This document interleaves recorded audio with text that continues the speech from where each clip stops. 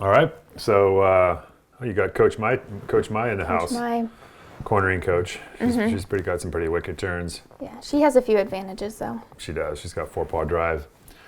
So here we have Piper. Here she is demonstrating braking, so we're just going to watch this in full speed a couple times.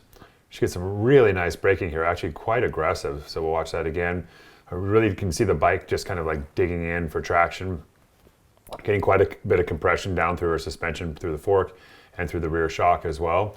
When I first started working with Piper, she was holding her back heel kind of high, and so she was getting pushed forward into her shoulders.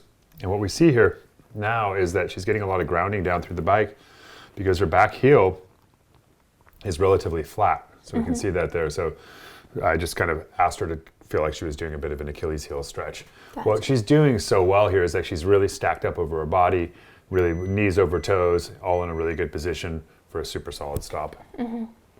Do you have any thoughts? So some riders will come into this drill and dip their heels really far. What do you think about that? You know, I mean, a little bit of heel dropping is actually good. We can see that with her front foot there. She could drop her back heel a little bit more. I mean, there's always a limit to how much you want to do of that. But when I'm stopping, yeah, I do want the heels to be lower than the toes, but I don't want them to be really, really far, because that locks the knees. Okay, does it also not allow you to get much braking power out of your front tire?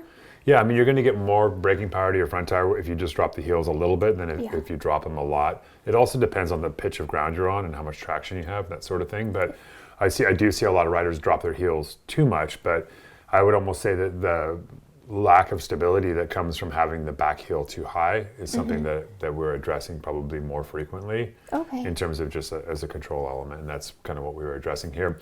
One of the simple analogies I use for it is like thinking about doing tug of war. And if you were doing a tug of war with somebody and you were standing with your back foot on the ball of your foot instead of on the heel of your foot, you'd be pulled forward very easily, right? Right. And so just rooting that heel a little bit is going to give us a lot more stability when we're braking hard. Okay, good.